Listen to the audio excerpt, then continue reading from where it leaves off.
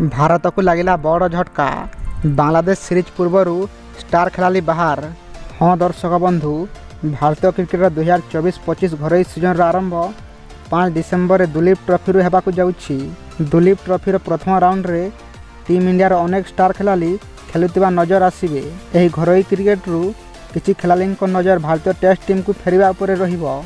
एथिरे star batter Suryakumar Yadav नाम सामिल रही। किंतु दिलीप ट्रॉफी पूर्वर सूर्यकुमार यादव किस्मत खराब हो जाइछि।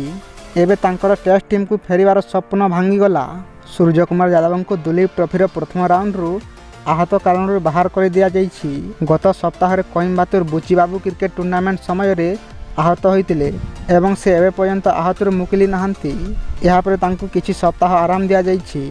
वर्तमान से बेंगलोर स्थित नेशनल क्रिकेट एकेडमी NCA रे अछंती। सूर्यकुमार यादव निकट में भारतीय टेस्ट टीम को प्रत्यावर्तन करने को आशा रखिथिले।